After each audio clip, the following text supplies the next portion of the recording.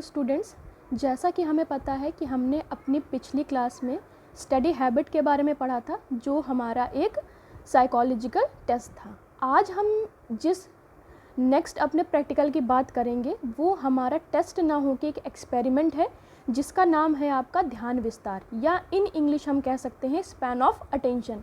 तो सबसे पहले हमें ये जानना ज़रूरी है कि स्पैन ऑफ अटेंशन या ध्यान विस्तार है क्या। जैसे अगर हम बात करें इसकी, तो हम कह सकते हैं क्लासरूम में अलग अलग टाइप के बच्चे होते हैं, सबकी मेंटल एबिलिटी अलग अलग होती है। तो कह सकते हैं कि एक बच्चे को वही क्वेश्चन बहुत ही जल्दी याद हो जाता है, इन कंपैरिजन दूसरे की बात करें तो उसे कुछ टाइम लगता है, या तीसरे या चौथे की बात करें तो उसे और ज़्यादा टाइम लगता है उस पर्टिकुलर क्वेश्चन को याद करने में। तो हम कह सकते हैं कि हर एक बच्चे का उस क्वेश्चन के लिए अटेंशन अलग अलग है। तो इसी अटेंशन को हम क्या कह सकते हैं कि उसका ध्यान विस्तार कितना ज़्यादा है या कितना कम है, हम इस अपने एक्सपेरिमेंट के थ्रू पता कर सकते हैं। अब अगर हम बात करें, यहाँ पर आपकी अलग अलग डेफिनेशन भी दे रखी हैं। हम ध्यान भी कह सकते हैं या उसे अवधान भी कह सकते हैं। तो सबसे पहले जान लेते हैं कि हमारे ध्यान या स्पैन ऑफ अटेंशन होते कितने प्रकार के हैं।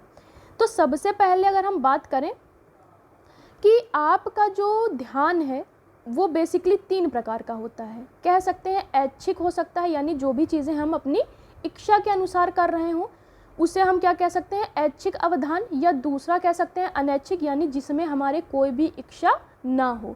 तीसरा अगर हम बात करें तो कह सकते हैं अभ्यस्त अवधान।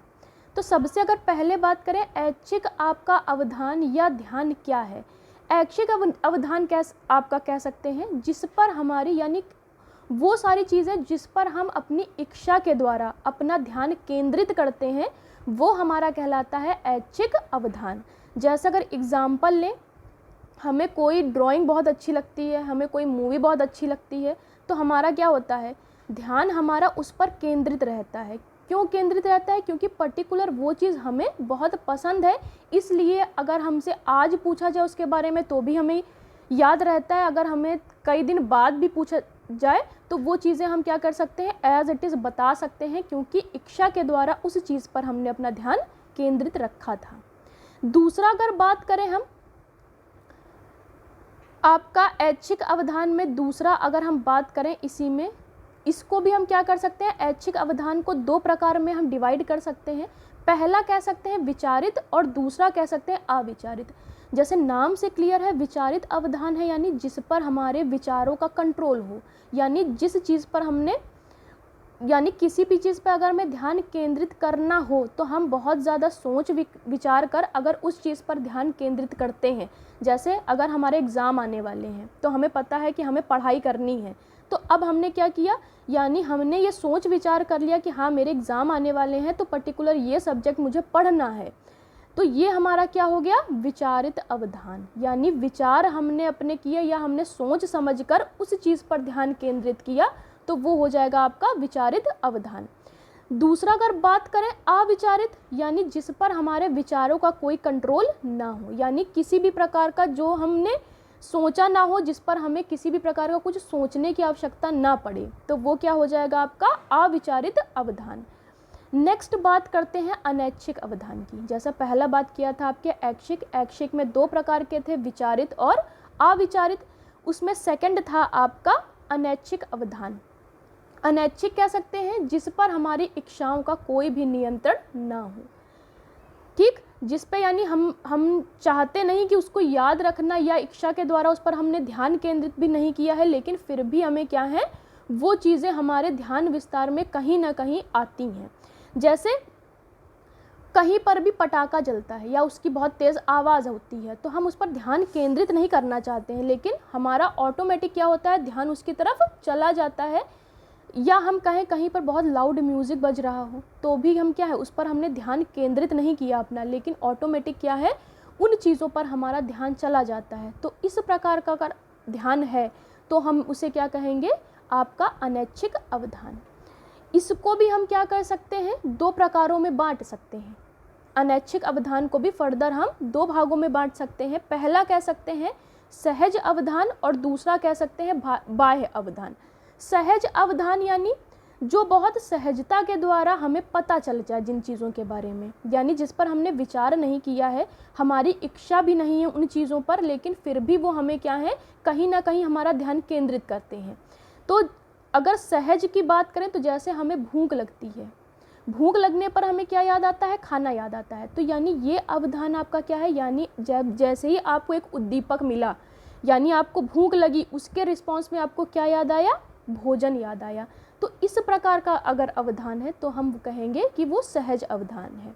दूसरा अगर बात करें तो हमारा बाह्य अवधान हो सकता है। बाह्य अवधान जैसा, यानी इस पर भी हमारी कोई इच्छा नहीं है, ना कोई सोच समझ है हमारी, लेकिन ये क्या है, बाह्य अवधान है। जैसे अगर हम एक कमरे में बैठे हैं, रूम में बैठे हैं, तो कहीं दूसरे कमरे में बहुत लाउड म्यूज़िक बजने लगे तो हमारा ध्यान उसकी तरफ केंद्रित हो जाता है। या हम कमरे में बैठे हैं, कहीं आपके आस पड़ोस में या बाहर क्या है, बहुत तेज़ पटाखे की आवाज़ आए तो भी क्या है, आपका ध्यान उस तरफ केंद्रित हो जाता है। तो इस प्रकार का अवधान हम क्या कहेंगे, बाह्य अवधान है। तीसरा बात करेंगे, जैसा पहले हमने बात किया ऐच्छिक अवधान, दूसरा बात किया अनैच्छिक अवधान, और तीसरा अब हम बात करेंगे अभ्यस्त अवधान की।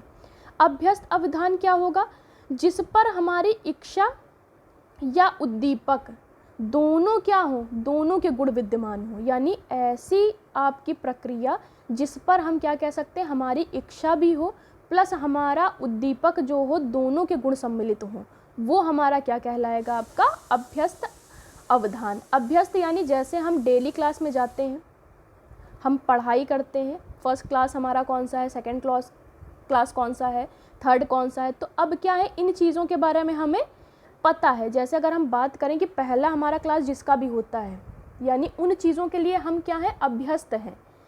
तो उसमें क्या है, उद्दीपक क्या हुआ, जैसे ही बेल लगी पहली या दूसरी, तो हमें पता चल जाता है कि अच्छा अब ये इन टीचर का या इन पर्टिकुलर सब्जेक्ट टीचर का क्लास है।